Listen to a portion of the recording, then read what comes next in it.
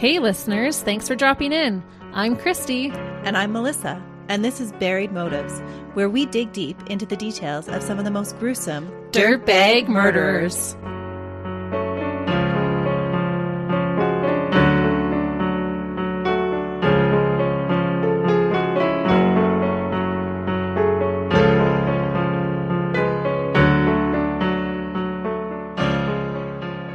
Hey listeners. Welcome back to Buried Motives. We're glad you're joining us this week. We are really excited that you're joining us today. We're halfway through summer, and a lot of our listeners might be traveling for holidays right now. If you are, I apologize in advance for this episode. Oh no, is it another camper episode? No, thankfully not a camping one or a hiking one. I was actually just thinking about your Wells Gray Park murder episode that you had. That one has still stuck with me. It's just so terrifying to think of somebody watching you as you're just hanging around the campsite. Yeah. You just painted such a visual for me in my mind that it's almost like I watched a movie of it. Like I just have those images in my mind from that episode. It was a freaky one. Yeah, I can't get it out of my brain. But that's not where we're going today. It's not. But listeners, if you haven't heard that one, you totally should. For today's episode, I chose this one because it is definitely a unique one. I don't think we've covered a case quite like it. This American case takes place in the 1950s. Sometimes it can be challenging to find things like court documents from that time. However, I struck gold in my research. I was able to find not only court documents, but also many FBI files pertaining to this case. Today's murderer was a dirtbag that didn't give a second thought about the collateral damage that his actions would cause. He only cared about the death of his intended victim, come what may. His actions truly had catastrophic consequences. Well, what are you going to tell us today, Christy? It's very disturbing what happens. It's unsure if his motive was revenge or greed, but I say it was likely both. It's always both. It really is in this case. John Gilbert Graham was born on the 23rd of January in 1932 in Denver, Colorado. He was nicknamed Jack for some reason and steadily went by that name, so that is what I will call him. But I'm so curious how John turns into Jack. Is that a common thing? I have no idea how that happens.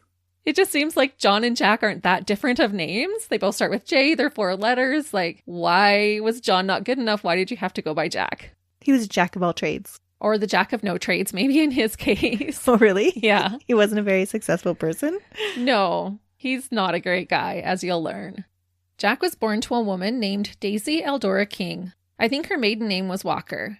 Daisy was born on March 9th, 1902 in Buena Vista, Colorado. So she would have been just shy of her 30th birthday when her son was born. Well, that's a little bit older for that time period to be having a baby. It was, but Jack did already have an older sister named Helen Ruth Gallagher. She was born in 1923 during Daisy's first marriage to a man named Tom Charles Gallagher and would have been 9 years old when Jack was born. Okay. So she did have a baby at a more predictable age for that time, had gotten divorced, and then remarried. And that's why Jack came when she was so much older.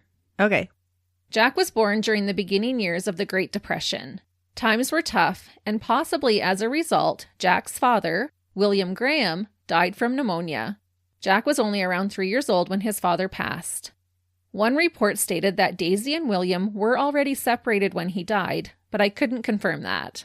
Either way, his father's death left Daisy in even greater poverty. Consequently, she decided to place young Jack in an orphanage in hopes of providing him with better care. And sadly, I'm betting this isn't the only story like this during the Great Depression. No, I think it happened a lot, actually. Mm-hmm. Or at least shipped off to other relatives. That would have been a really challenging time for a lot of families. I don't know how you would do it. If you just can't feed your children, then sending them off is the better solution. Right, especially as a single mom. Mm-hmm. In 1941, Daisy was married again to a man named John Earl King, who I believe went by Earl. And I thought, why didn't anyone want the name John? It's kind of ironic for 2 men named John who didn't go by their names for this case. Unfortunately, the third time wasn't the charm, because Daisy's third husband sadly passed away from heart disease in 1954. She has like the worst luck. She really has. Daisy did inherit a favorable sum of money from Earl and decided to open a restaurant with it. The restaurant was named the Crown A and was located at 581 South Federal Boulevard.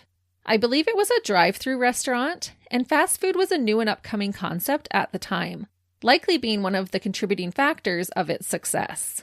So now she's got some money. Yeah, she has a lot of money now, and she's really smart with her money. Okay, so does she get Jack back? Well, that's unclear because Jack was growing up in the 30s and 40s. It was harder to piece together what was happening in his personal life. It was easy to find the court and the criminal stuff, but not so much his personal stuff. Some reports said that his mother left him in the orphanage until he aged out. A lot of them said that. Even after she remarried and had enough money to take care of him? Yes. Oh. Others said he lived with his mom and her husband for a short time, went to different foster homes, lived with his grandmother for a time, and even lived with a neighbor. Various reports also stated that although he was living apart from his family, he would sometimes go home to celebrate a holiday with them, but would then be promptly shipped back after the holiday ended. So he had some contact, but just enough to tell him that he really wasn't wanted? Right. And what kind of made it even worse is, although it was hard to tell which account is accurate, Jack's accounts does make it sound like his mother and sister always lived together, and he was not typically a part of that. What? She only shipped the one off? Yeah, she kept the older daughter.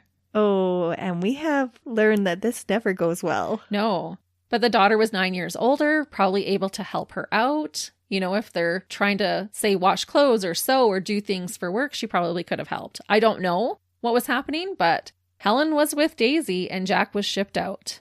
That's what happened in the Anatoly case. Mm-hmm. And look at what happened with him.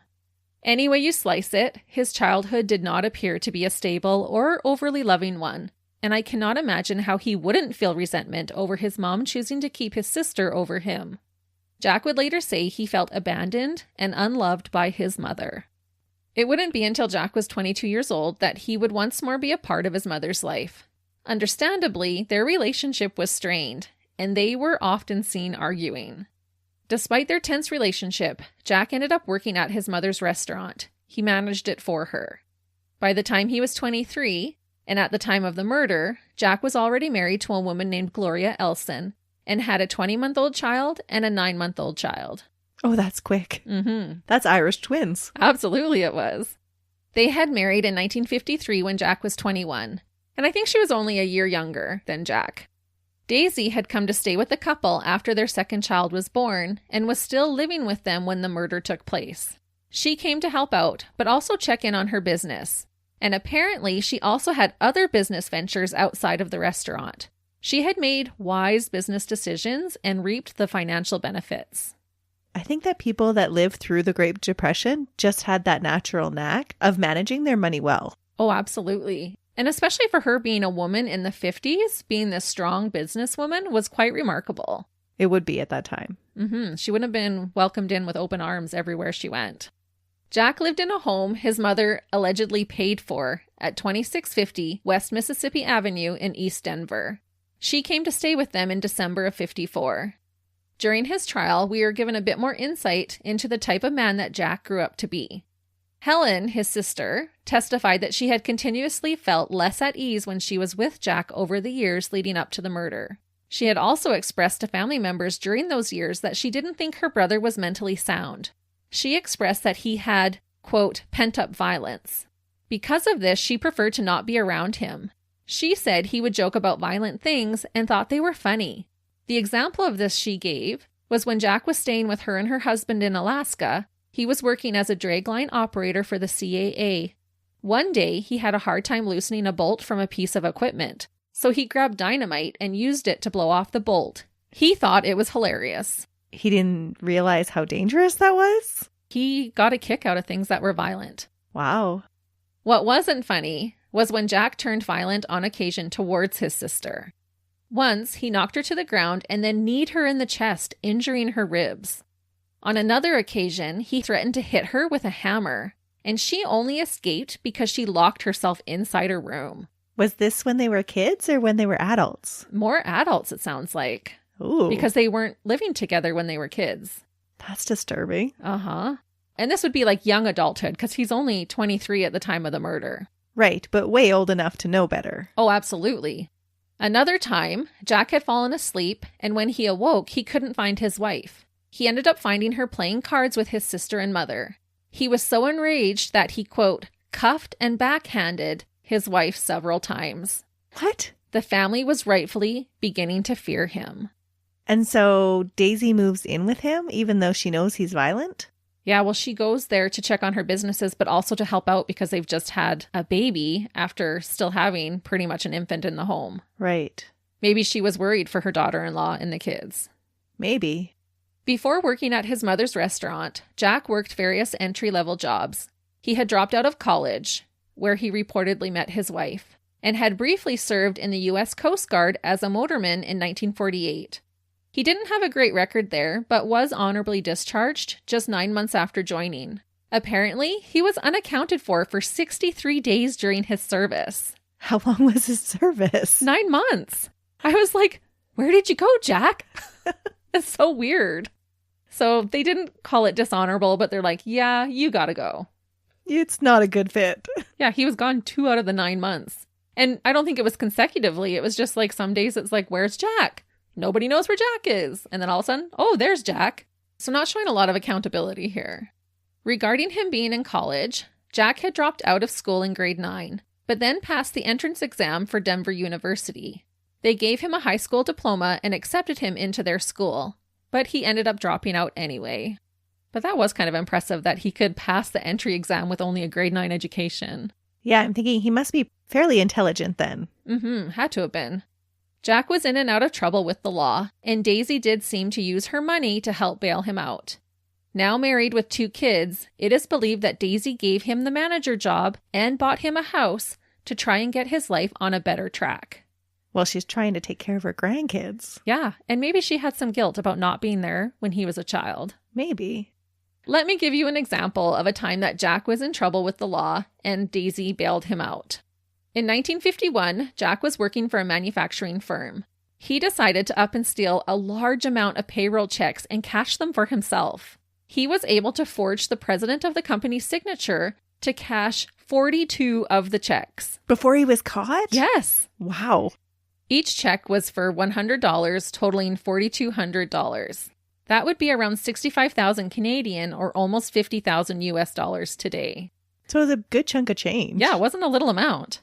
With the stolen moolah, Jack spent half of it on a fancy convertible and headed out of state. Oh my goodness. It's a depreciating asset. I know. So many better things to spend your money on. Right?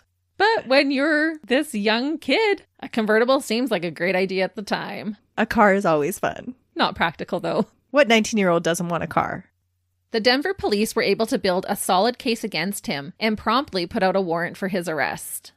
On September 11th, 1951, just outside Lubbock, Texas, a patrolman spotted Jack illegally transporting whiskey into his car. Oh, no. Jack was able to flee the scene, and a chase ensued. According to the Denver History Library, quote, he led police on a wild, county-wide pursuit. I assume in modern terms, he led them on a high-speed chase. Police had to set up a roadblock in order to finally stop him. Jack saw the roadblock and decided to just put pedal to metal and crashed into the roadblock. Oh, no. I assume he thought he could plow right through it. And I actually had an uncle do this once, but that's a story for another day. His new car wouldn't have fared well against that. No, what was he thinking? Several officers were injured during this process, which forced the police to fire dozens of shots into his shiny new car. Oh, so he'd worked so hard to steal the money to buy the car, and now he just totaled it, trying to get away with whiskey. Yep. Okay. And why didn't he just steal the car? That's what doesn't even make sense. He steals this money and then buys the car. It doesn't make any sense at all. No. We would be much better criminals. We would. If you're going to be a thief, be a thief. You steal the money and the car, and then you've got extra. It's too bad that stupid dirtbags, though, aren't any less deadly. They're actually probably more deadly when it comes down to it. Oh, no. Throughout this, we'll kind of shake our heads at Jack and the decisions that he's making. Surprisingly, Jack was not injured in the incident and was promptly arrested. On top of his fraud charge, he now also had a variety of other charges, including illegal transportation of alcohol and charges related to the chase, added to his rap sheet. When police inspected his vehicle, they found a loaded .44 caliber handgun sitting on the front seat floor. What? He wasn't messing around. I don't know what he thought he was going to go do. Was he a gangster? Like, what was he doing? No, but you can see how he is just kind of out of control. There's not a lot of thought going on. No, not at all.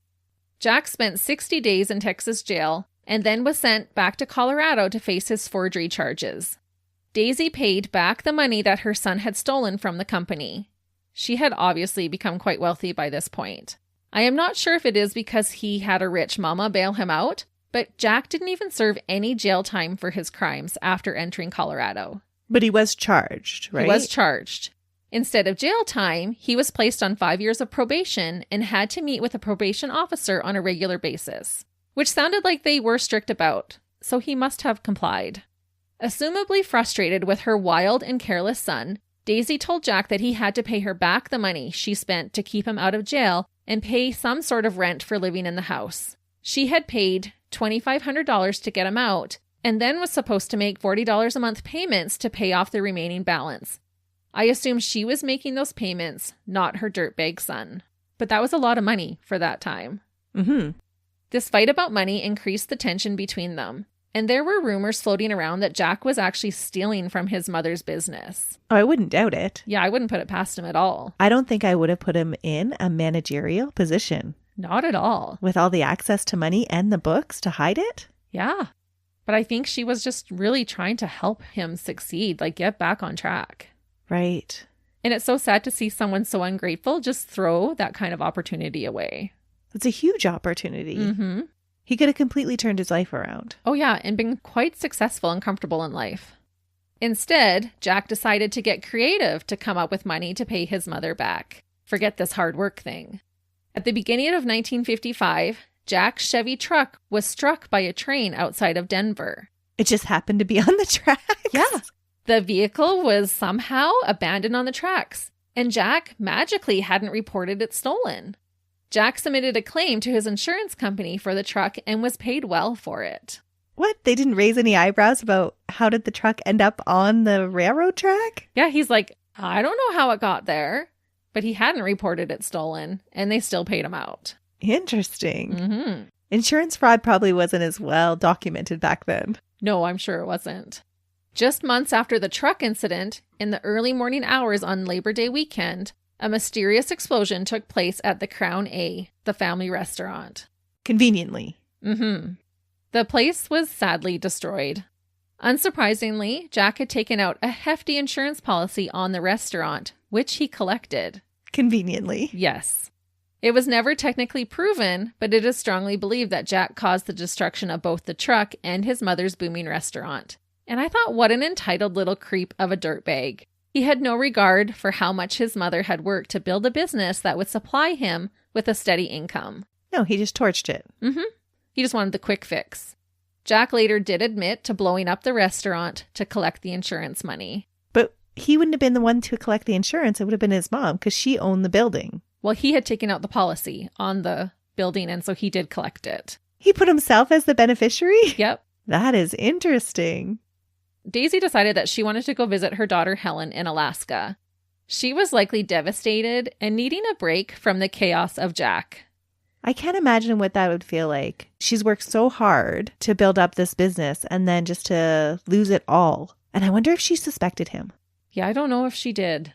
And maybe she was already fearful for her own life. And maybe that's why she was fleeing to see her daughter. Yeah, I'm not sure how Daisy was feeling at the time, but she was just like, okay, I need to go. Either way, it would have been a stressful situation, even Right. if she didn't suspect Jack of anything. Yeah.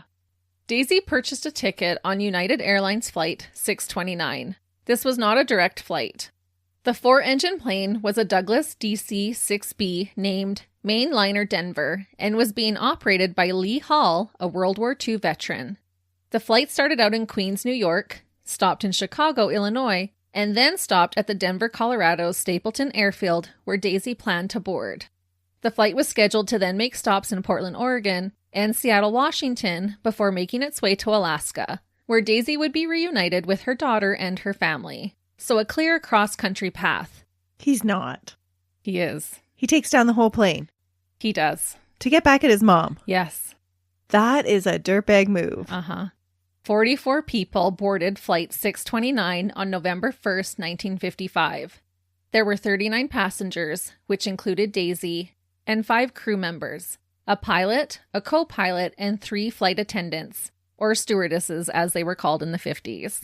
And he didn't know any other person on that plane except for his mom. Only his mom.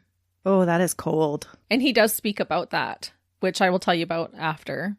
The plane took off at 6:52 in the evening. The flight started out seamlessly. However, it would only be in the air for a total of 11 minutes.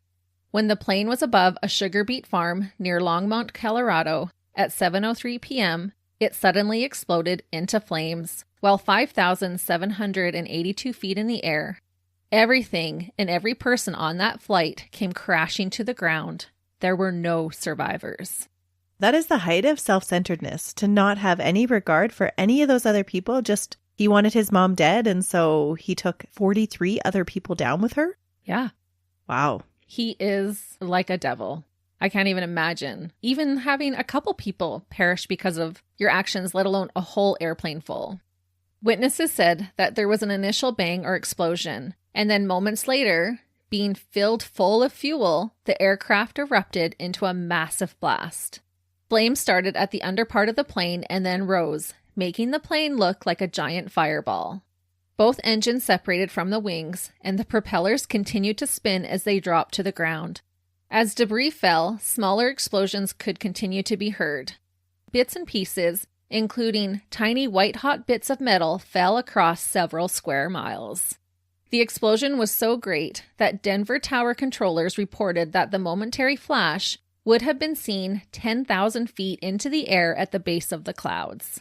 One witness said that at first he thought he was seeing a meteor. It was hard for onlookers to initially make out that it was a plane. It just looked like a ball of fire heading towards the earth. Oh my goodness, that would have been so scary. I can't imagine. Surprisingly, the entire tail section of the plane had detached from the main fuselage and landed almost undamaged. It was described as if being cut off the plane cleanly with a knife, and you can see photos of the wreckage, and it is so catastrophic. A man named Kenneth Hopp lived less than a mile from where the plane crashed. He told the Denver Post, quote, "I heard the engines rev up. Then I heard a loud pop. I ran out of the house and saw the burning plane. It was nosing toward the ground all on fire, with sparks trailing.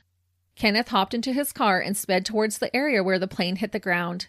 He was the first person to arrive on the scene. An experience he said would stick with him for the entirety of his life. He was only 22 at the time." It would have been horrific to see all that just spread everywhere. Yeah. And I'm sure he got there so quickly that items would have still been falling. Lighter items from the sky. Even just the soot and all that stuff coming down. Oh, I can just envision it with the luggage. The luggage would have been lighter, right, than the plane pieces. And so you could see like people's clothing falling from the sky, still on fire. Yes. And I do talk about the clothing and that kind of stuff like pretty soon here because it makes it that much more eerie. It makes it more real. Yeah. That these were real people. Kenneth continued to say, quote, "Within a matter of seconds, I was there driving my car part way and walking the rest. I walked around the scene, but I heard nobody calling out and I didn't see anyone. A neighbor arrived and the 2 men searched the area. He said, quote, "We stayed out in the field for a while and covered up bodies of 2 men. Each was laying beside a hole about a foot deep, made by the impact of their bodies." No way. That's how hard they fell. Oh. Can you even imagine coming across this scene? It was November, so the weather had a chill in it. It was only 2 degrees Celsius or 36 degrees Fahrenheit that day. It would have been so horrific, like you said, to see personal items thrown about like purses, shoes, and hats, not to mention deceased persons. And one report said that not every body was fully intact either. Oh, it wouldn't with an explosion like that if it can blow apart a metal structure. Could you imagine what it could do to a body that's just flesh? No, I can't. Another report said that Flight 629 was also carrying 400 pounds of mail, and the U.S. Postal Service was called in to collect as much as they could. They had picked it up in Denver. That would be quite the task. Yeah. It didn't take long for emergency crews to arrive on the scene, but it would take a long time to sort through the massive amounts of debris and dead bodies. Is the mail part of his charges? Isn't that like No. another federal offense to Isn't that No. like another federal offense to Tamper with the mail? Yeah. Yeah, totally. But I don't believe he was charged anything in connection with the mail. Not that that's any consideration in the light of 44 people dying. I was just curious. But it just added an extra sense of complicatedness, I guess, to this happening. Because there was 400 pounds of mail. That's a lot of mail. Yeah. And in Denver, they had loaded this mail, filled up the fuel tanks. And I think because they had just filled up the fuel tanks, why the explosion was so great.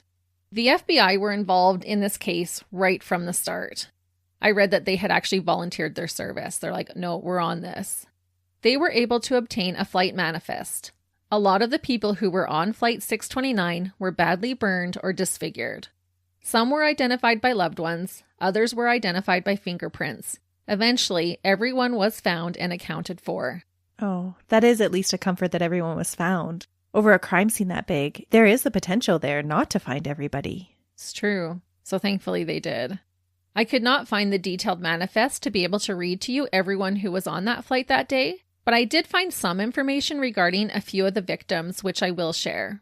The youngest person on the plane was an 18-month-old baby named James Fitzpatrick. His father was a soldier stationed in Okinawa and hadn't seen his son since he was only 6 weeks old. No. He never dreamt that that would be the last time he'd see his little boy. It was said that he died in his mother's arms. That is heartbreaking. Mm-hmm. That whole family probably spent all that time away thinking that the dad, the soldier, was the one more in danger. Absolutely. Never would they imagine that the wife and the baby would be killed. That is sad. Here he is sacrificing for this country. He's sacrificing for Jack's freedoms and rights. And this is what happens to his family. Jacqueline Hines was one of the flight attendants working, but there were also other flight attendants on the flight who were vacationing. There was a young couple on their way to celebrate their first wedding anniversary. There were 4 Washington state officials on board, 2 government employees, plus the wife of an administrative assistant to President Dwight D. Eisenhower. A Denver business owner was on the flight to conduct business in Alaska, as well as 2 top executives for Oldsmobile. There was a Canadian couple on board who had just applied for U.S. naturalization just 2 months before the flight. 5 passengers had served in the Air Force, Army, and Navy, and 6 had been employed at defense plants during the Second World War. As I already mentioned, Lee Hall was the pilot. His daughter allegedly later said that her dad was not originally scheduled to fly that night. One of his pilot friends had been scheduled to fly Flight 629, but his daughter had become so ill that he asked Lee Hall to cover for him. Oh. I could not confirm this story, but how heartbreaking if it is true. I found the statement made by the daughter on the Denver Library History website, and they haven't removed it, so I assume it is true. That would be so sad. Talk about fate, hey? Right? Imagine that other pilot who was originally scheduled to fly. Oh, and survivor remorse? Well, yeah, survivor guilt would be real. I can't imagine. And of course, a businesswoman named Daisy King, age 53, was on her way to Alaska to visit her daughter. I wish I had more information regarding the victims of this brutal crime. It is so unfathomable that one person could willingly sacrifice the lives of so many just to carry out their sinister plan against one.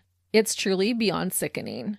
It's just mind-boggling. Yeah, how many people did this affect? All the families of those people. So selfish. Yeah.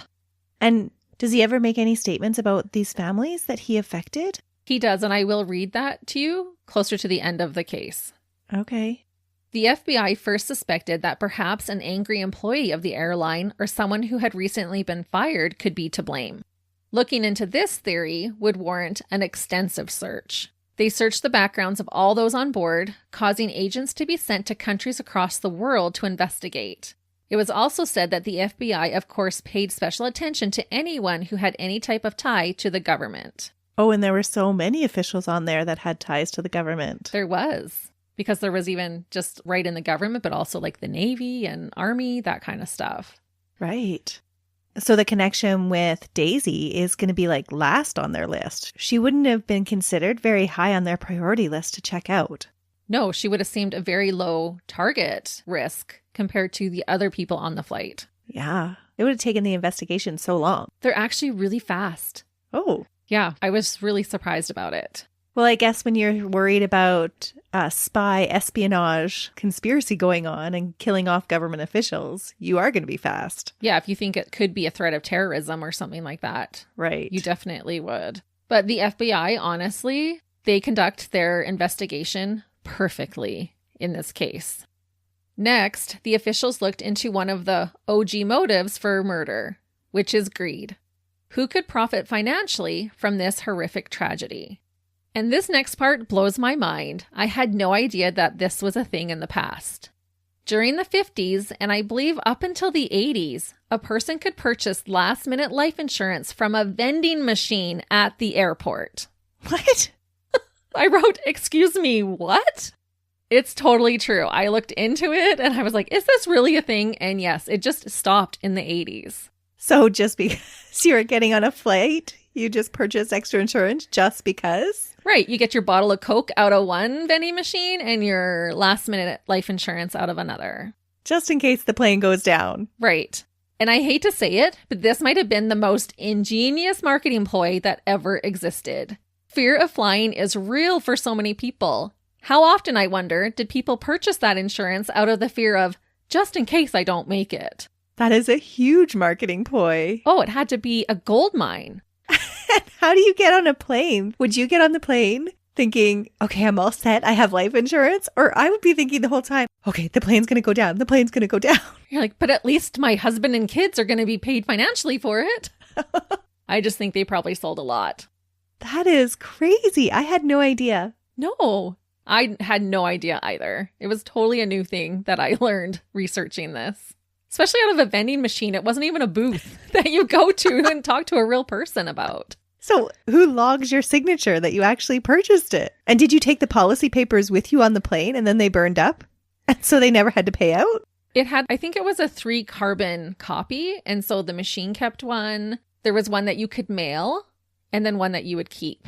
Interesting. So right from the airport, you could mail one out, keep one with you, and the machine kept one that went to the bank.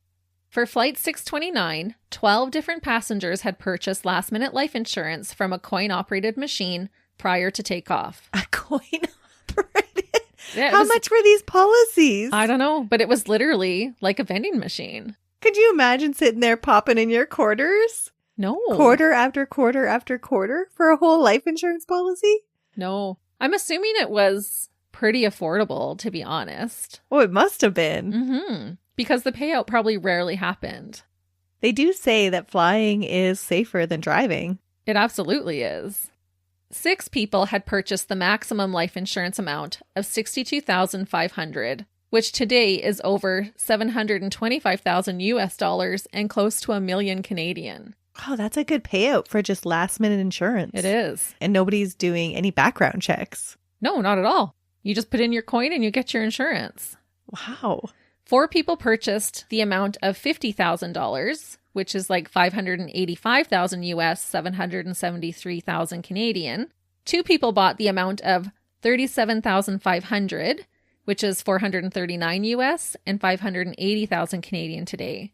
1 person purchased $35,000 worth, 2 purchased $12,500, and 2 had taken the lowest amounts at $6,250. Those were the ones more confident in the plane. Agents investigated all these policies and made note of who the beneficiaries were. And this is how they find Jack. Kind of. It's definitely not going to look good for Jack. Going back to the scene, experts were called in from across the country to help with the massive cleanup and investigation.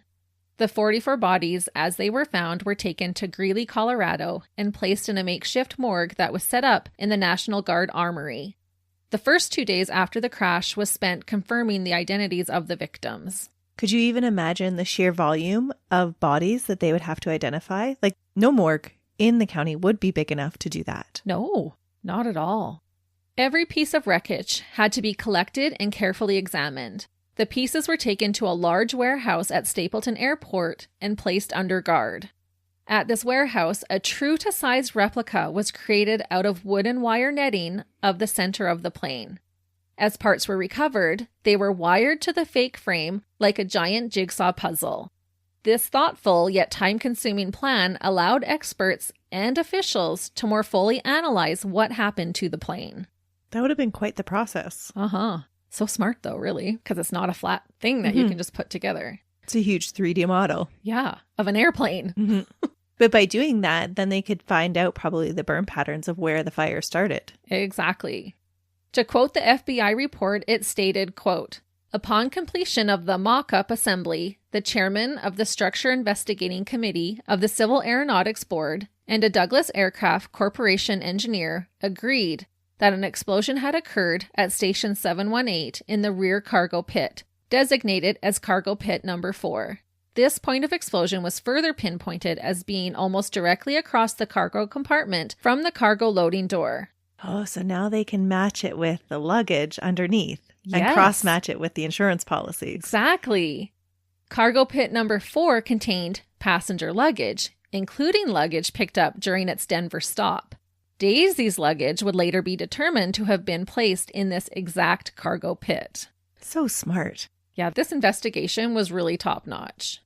Copies of the waybills for all freight shipments were carefully analyzed, and it was found that nothing explosive or overly flammable was loaded onto the plane that day.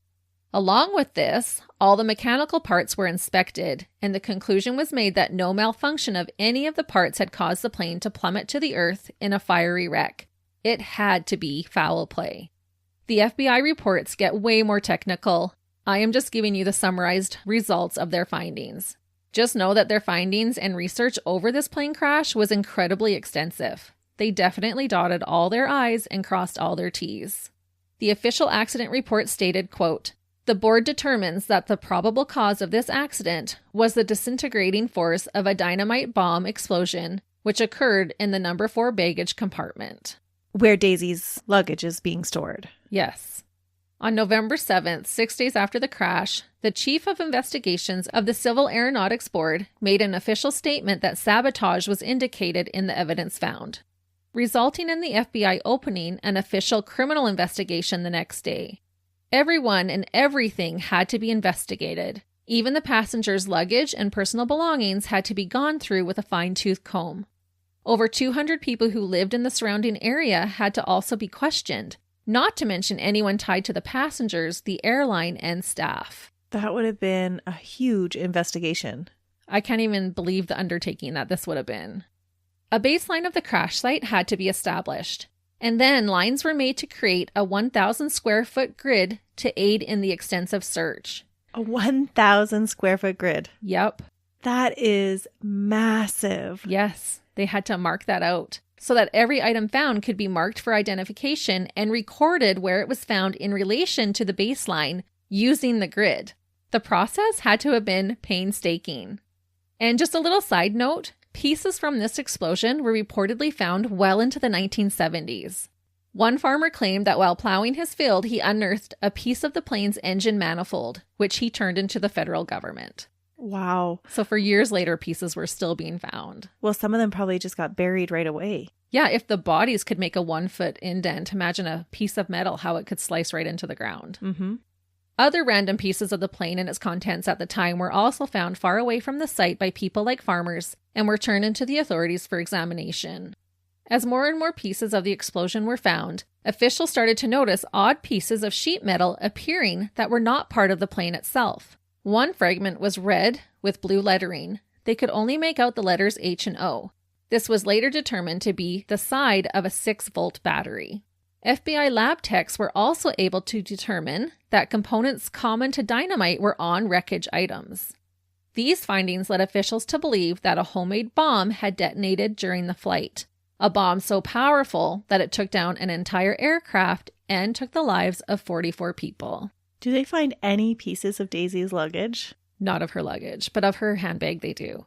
That she had with her? Yes. Because I'm thinking that's a massive force, that nothing will be left from the immediate vicinity of that bomb. Yeah, her bag gets blown up completely, but they do find some of her items with her carry-on and her purse. Okay. Since it was believed that the explosion started in the baggage compartment, thorough background checks were launched into every passenger on board that day. Not just the ones whose baggage was in that particular compartment. Right. And now, not looking so much into government ties, we now need to look at every person that was on the plane. Okay. FBI noticed that close to one passenger's body, a large number of her personal effects had been found. Any guesses which passenger this was? Yeah, it's Daisy. Yes, Mrs. Daisy King. In an act of poetic justice, amongst Daisy's possessions found was a newspaper article about her son's fraud charges and how a Mr. Jack Gilbert Graham had been placed on the local most wanted list in 1951. Oh. Jackpot. I am sure alarm bells were ringing loud and clear for all officials involved. I don't know why Daisy had that in her purse, but she did, and thankfully so. It does make you wonder, did she suspect something about him? I don't know, because this is a few years since that's happened. Why was that in her purse? And who carries around newspaper clippings like that in your purse? That's not something that you're going to be showing off to other people. Right. Very different if you had he won an award or something like that. Exactly. This is shameful. I think it was the universe prompted her to take that with her to Alaska. So interesting. It was believed that these items found were on her person during the flight. Like I said, likely from a carry-on or in her purse. Again, practically nothing was recovered from her luggage. It had been blown to smithereens. Only tiny fragments were collected. So this is another red flag for the agents. Because everybody else has larger pieces of luggage left from them. Yes. Police interviewed family members of the deceased to get descriptions of the passengers' baggage and such. Since Daisy was living with Jack and his wife Gloria at the time, they were both interviewed. Jack and Gloria gave officials a detailed description of Daisy's luggage, but were adamant that they had no idea what she had packed. They said Jack's mother never allowed anyone to help her pack. Jack did say, however, that he knew his mother was packing a large amount of shotgun shells and rifle ammunition with her so she could hunt caribou when in Alaska. Was she a known hunter? I don't know. That seems like a very odd thing for how old is she now? She's in her 50s. Okay. Which is still young. She could have been. He said she packed 500 rounds of .22 caliber ammunition. 500 rounds? Uh-huh. No way. Who even lets that through airport security? I don't think there was the strict airport security like we have now. And his story was, she's going to Alaska to hunt with my sister. And that's why she packed so much. I need to know. Was she like this avid hunter in Colorado? There was nothing that I found supporting that she was an avid hunter, but she could have been.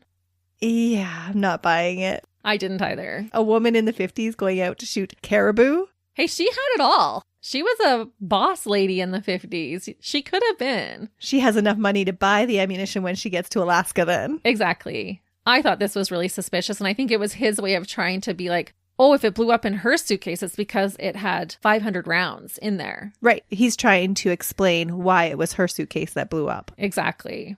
And you know what we say to that? Baloney. Gloria told the FBI that Jack had given his mother a present on November 1st before they left for the airport. For his sister? So that she wouldn't open it? For his mom, since she would be gone for Christmas. Oh, so she was going to keep it until Christmas. Right. Gloria believed when Jack told her that he had purchased a small tool set for his mother for crafting. And that's why it was so heavy? Yes. She said he wrapped it by himself in Christmas paper, and she described it as about 18 by 14 inches in size. She said that she saw him take it to the basement to give to his mother as she was packing her bags. She didn't witness him give it to her, but assumed he had. My guess is she didn't see it after that. When pieces of Daisy's luggage had been found, they asked Jack to come in and identify them. He did so willingly. Officials took this opportunity to question him further about the gun ammunition and the Christmas gift that he claimed were in her luggage. During this interview, Jack said he didn't actually purchase the tools for his mother. His wife just assumed he did. I'm guessing he said this to try and put further separation between himself and the luggage. He allegedly told the agents that his wife had a faulty memory, which meant her statements were unreliable. So he's saying that he didn't purchase her a gift at all, or that they weren't tools? That he didn't purchase it for her at all. Okay. And I thought, real nice, Jack. You're throwing the only one standing by your side under the bus. Like, oh, she just thinks she saw me with it wrapped up. I didn't actually buy it. I have a hard time believing he has any regard for any human being. He just sent 44 people to their death. So I doubt he had any regard for his wife's well-being either. No, he couldn't have. The FBI had discovered that Jack was listed as a beneficiary for a $37,500 life insurance policy taken out at the airport. He could offer no explanation how this happened. He said his mother had taken out policies with his sister and aunt as beneficiaries, and he had mailed those for her. This part was true. It turned out that there had been policies purchased for his sister and aunt. They were the two lowest policies purchased for the minimum amount of coverage of $6,250. There were multiple? 3 taken out on Daisy.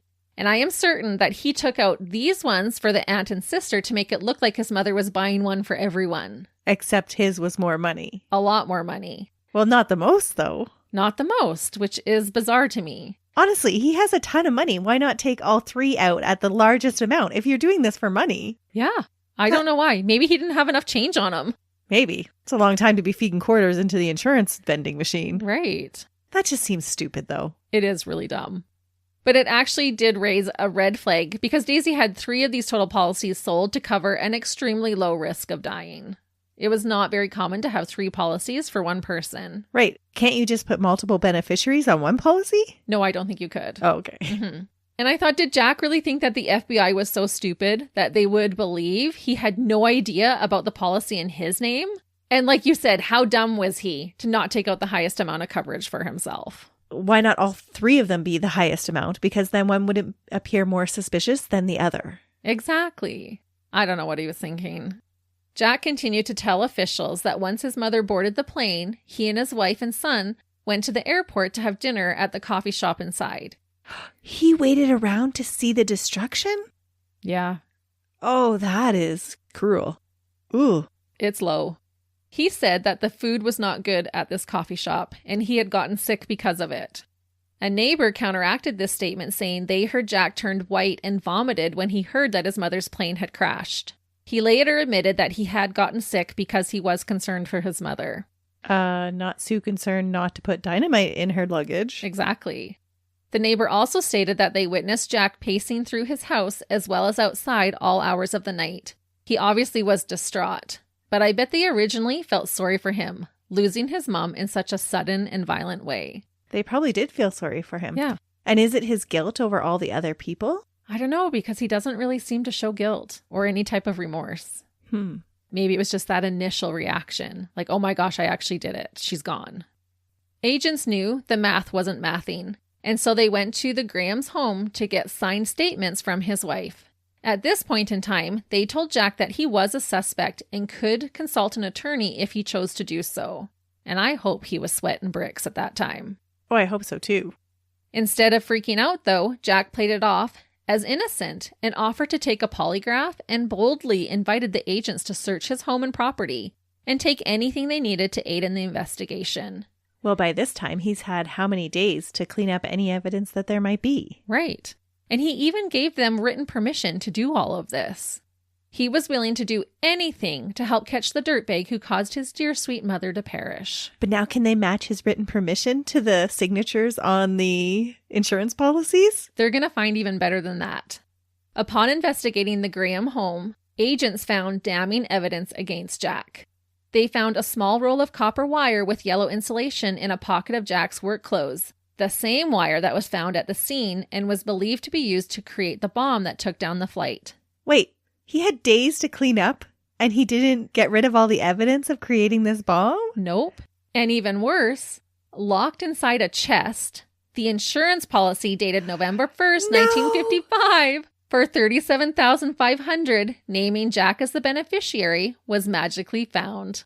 Oh my goodness. At his house. At amongst his house. His things, not his mom's. His things. His mom technically had bought the house, but it's where he lived. Right. And she wouldn't have been able to get it back to the house because she was on the airplane. Exactly. And he had already denied that he had any knowledge of it. Yeah, so how does it get locked in a box? Oh my goodness. He said he had no idea about it, yet it suddenly appeared locked inside a cedar chest inside his home.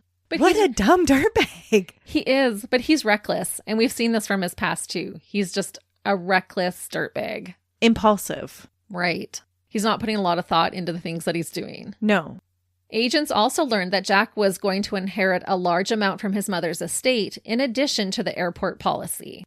The agents put on the pressure, asking questions that Jack couldn't give them answers to. They provided evidence that went against his original statements. Like, here's the policy we found in your house. Exactly. Oh my goodness. I can't even get over it because he had days while they were doing all this investigating to hide all of these things. Right.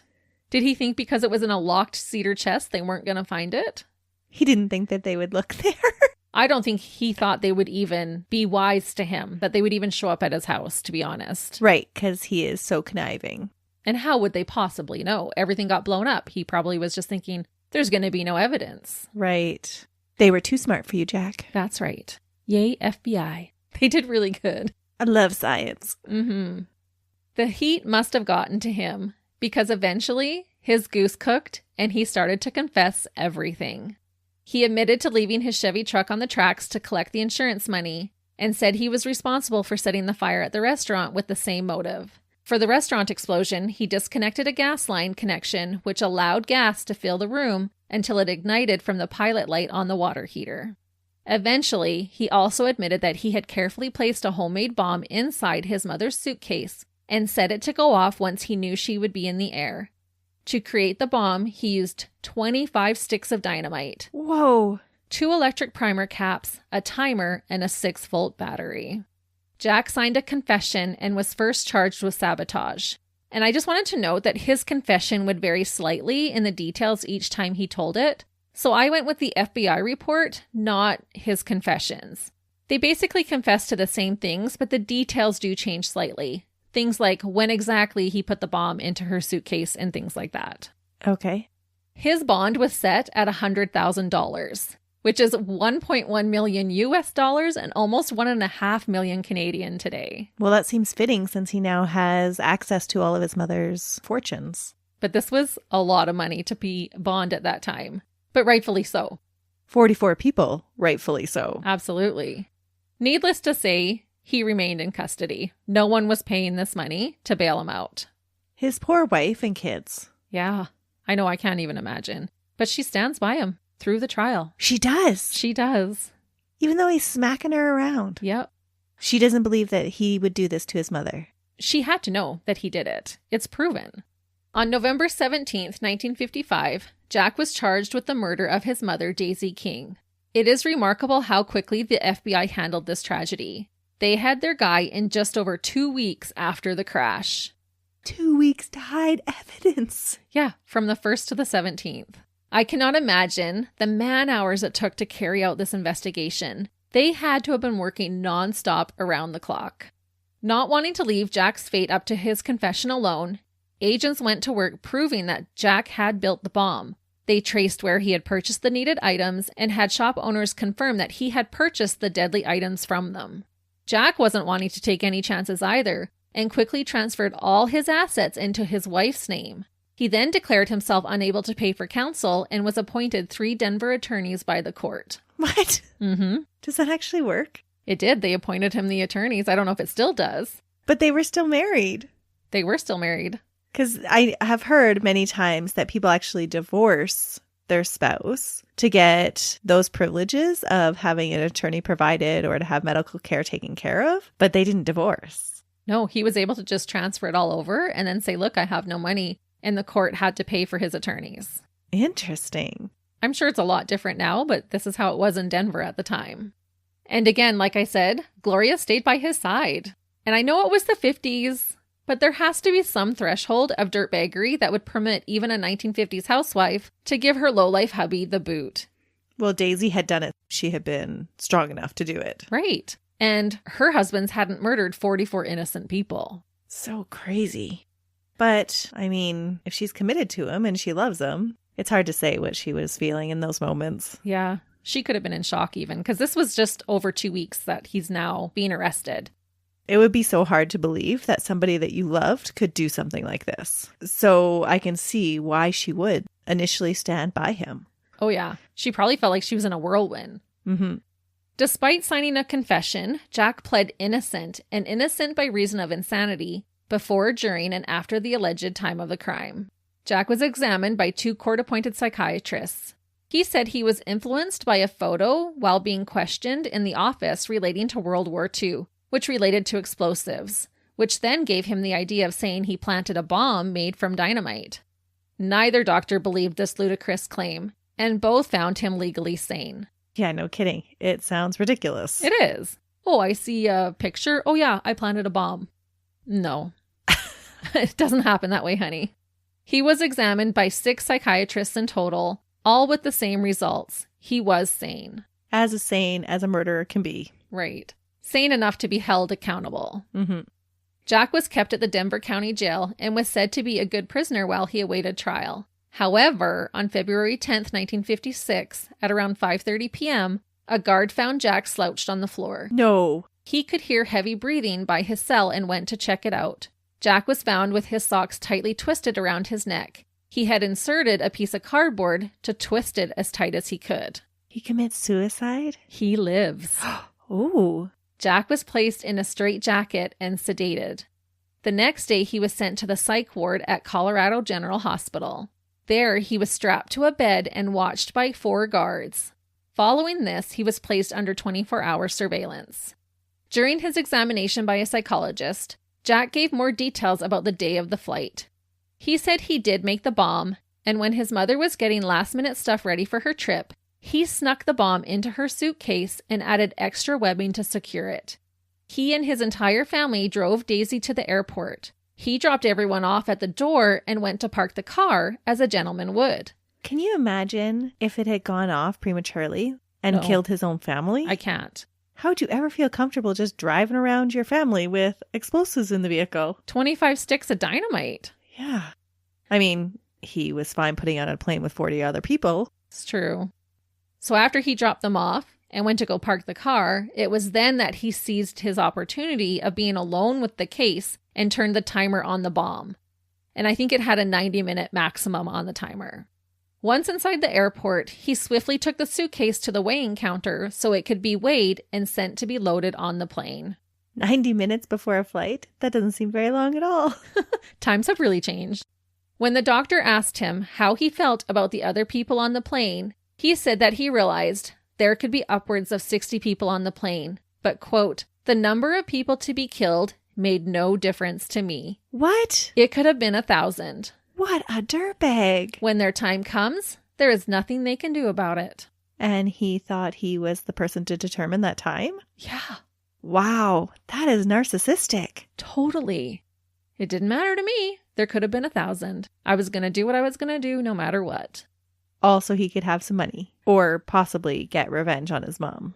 Right. Well, now she was going to make him pay rent and she was making him pay back the bail. And this was his solution, which was always his solution. To set something on fire, to blow something up, to get something struck by a train. Did they find any evidence to how long he was working on this plan? I don't think long, because it was after the restaurant explosion that she decided, okay, I'm going to go and visit Helen, spend Christmas there, just get away. Right. And how many days before the flight did he purchase the things to make the bomb? That I'm not sure. Okay. But it wasn't like months and months. Wow. It had to have been just days or weeks. So he is super impulsive. Once he makes a plan, he's carrying it through without a lot of thought. Yep. And after Jack had this discussion with the doctor, he said he felt better to get all that off his chest. What off of his chest? He didn't even express any remorse. I know. But he's like, oh, now I've said it. It's out there. I feel better. What a dirtbag. Yeah, he's so terrible. Jack was returned to the jail, and on February 24th, 1956, he dropped his insanity plea. His trial was set for April 16th that same year. 12 people were chosen as jury members. They had been selected from a record-breaking number of possible jurors, which at that time was 231. Jack filed a waiver of jury trial for his trial, but it was denied. He would have to face his peers. Good. The judge had a remote control in the courtroom to control when the press cameras could record the trial and when they were not permitted. There had been debate regarding if the trial should be televised, as it was a new concept at the time, and this was the compromise. Wow. That's a lot of trauma to put a lot of people through because there were so many people involved. Yes. And people lined up for hours each day before the trial started, with their lunches in hand, hoping to get a seat. As you can imagine, a tragedy like this made big news and attracted a large crowd. Reportedly, the guard at the door always let one particular woman into the courtroom early to get her seat. It was the wife of the pilot. Jack was described in the FBI report as being, quote, supremely calm and unconcerned during the proceeding. He slouched in his chair, chewed gum, and occasionally conferred with his attorneys. His behavior is just so disrespectful to the lives he took. It just makes it even worse. It's such a slap in the face for all of them. It really is. I can't imagine being there for one of my loved ones who perished in that flight and see him slouched in his chair, chomping on his gum. No, you would just want to go over and slap him. Yeah, it's like, is this inconveniencing you, sir? It's maddening. It really is. It's just that insult to injury. Jack's defense team tried to argue that the testimonies given by FBI agents and Jack's signed confession were illegal because Jack hadn't been informed of his rights prior to giving them information, and he was under duress at the time. Didn't he voluntarily provide that information? He did. These claims were totally untrue. The agents did their due diligence right from the beginning of informing Jack of his rights. On May 5th, 1956, the jury deliberated for 69 minutes before finding Jack guilty of first-degree murder for Daisy's death and recommended the death penalty. He was never charged for the deaths of the other 43 people on the flight. That is wrong. Yeah, I was surprised. That felt unjust. Jack's lawyers immediately tried to motion for a new trial, but on May 15th, the judge denied the motion. The judge was not messing around when she set Jack's execution date for August 26th. Less than 4 months after his trial ended. Wow. What happened to all the appeals that they have to do for a death row inmate? She was wanting it done. You can imagine how much everybody would have hated this guy. Oh, for sure, but there's still legal process to go through. She was giving them 4 months. The date was stayed by the Colorado Supreme Court, so they ended up with a little bit more time. But 2 of Jack's attorneys had gone against his wishes and had filed a formal record of appeal. Jack was saying, don't bother. He was okay with dying. Yep. On October 22nd, the same Supreme Court allowed the lower court decision to stand and set a new execution date of January 12th, 1957. On Friday, January 11th, 1 day early, John, or Jack, Gilbert Graham, was executed inside a gas chamber at the Colorado State Penitentiary. He died 12 days shy of his 25th birthday. A news article after his execution said that leading up to his death, Jack didn't seem to be worried. He played cards and checkers with the guards and chess with the Catholic prison chaplain. Gloria had visited her husband the Sunday before his death. She said she would not visit again because it was too hard on both of them. Guards said that Jack kept to himself in prison and never showed any signs of remorse. In fact, his sister said that Jack joked with her and Gloria about the crash after it happened. He said, quote, "Can you just see those shotgun shells going off in the plane every which way, and the pilots, passengers, and Grandma, meaning Daisy, jumping around?" What? He thought it was funny to imagine all of the shots going off inside the plane. But that's not a surprise because he has done that before. Mm-hmm. Thinks it's funny. Violent things. He's inappropriately funny. Yeah, he's not funny. He also said before his conviction that he was sad his mom didn't get to open the Christmas gift he had purchased for her. What an arse, honestly. Wow. Especially when you think about all of the stuff that she has done for him. She bailed him out. She gave him a house. She gave him a job. Yeah, went there to help out with the baby.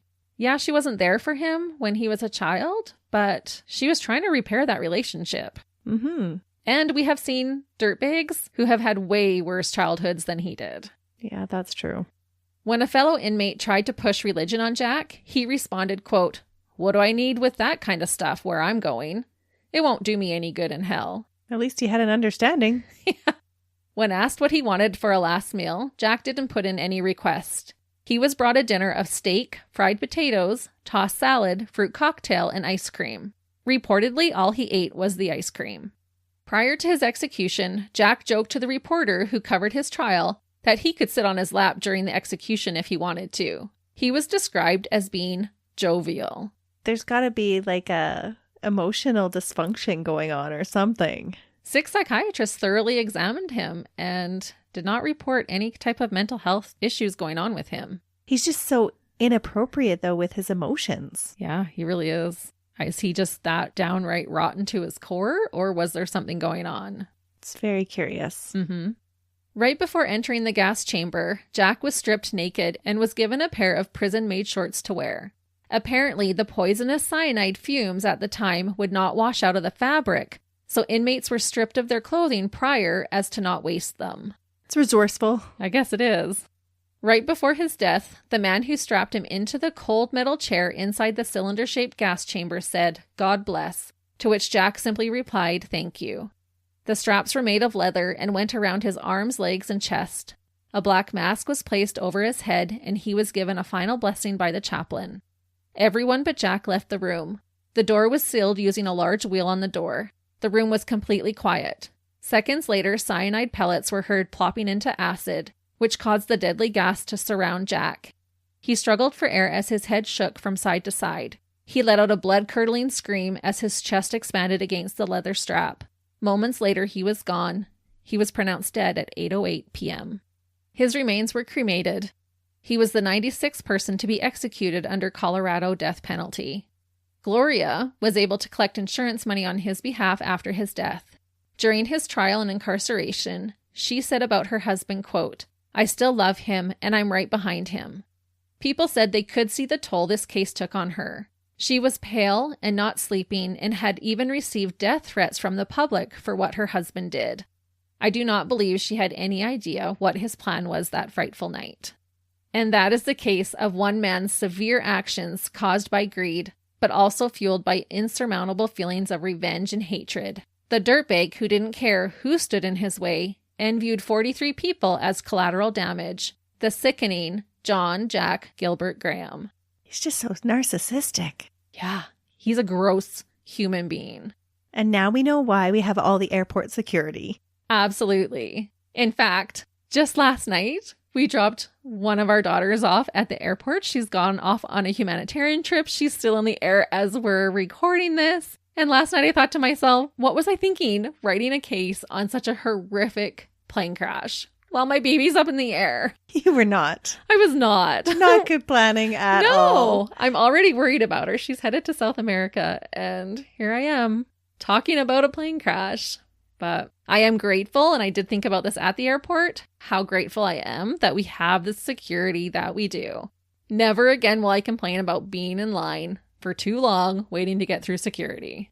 It's so true. Sometimes it seems like such an inconvenience, but it is there for our safety. Yeah, and it's cases like this that have prompted those types of security measures. They're absolutely needed. And listeners, we hope if you do any traveling over the summer vacation that you stay safe. And watch out for your loved ones if they're searching for those life insurance vending machines anywhere in the airport. But we'll be back again with you next week when Melissa has another interesting case. Until then, see ya. Bye.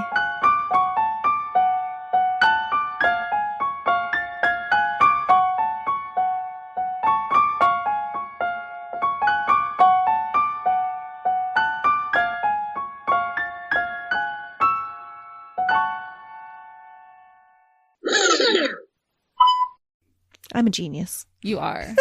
There's a reason I keep you around. So is it his sister he tries to off? Well, I'm not telling you yet. So is she the one he's going to off? I'm not telling you. Each check was for $100. Each check was for $100. Because I don't have the word dollars. I'm like 100 totally. It's been a long time since we've had $100, so it's hard to say. I don't even recognize that. What is that? I got no monies. I could buy 2 loaves of bread with that in Canada right now. Bakery giant Canada Bread Co. has been fined $50 million after pleading guilty for its role in the criminal pricing fix scheme that inflated the price of bread in Canada for years. Little dirtbag bread company. I don't think I would have put him in a marinade. I don't think I would have put him in a... Butter tart break. You know you're a Canadian podcast when you eat Nanaimo bars and butter tarts. Too distracting. It's all business, no party yet. So did he plant a bomb on the plane? Well, I'll tell you exactly what he does. In his mom's luggage? I'll tell you. You can't do it all right now. His father was a soldier stationed in Okinawa. His father was a soldier stationed in Okinawa. Okinawa.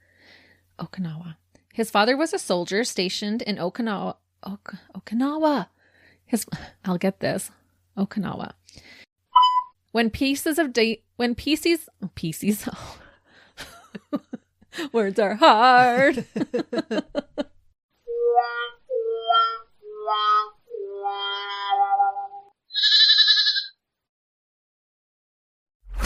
another Sound Off Media Company podcast.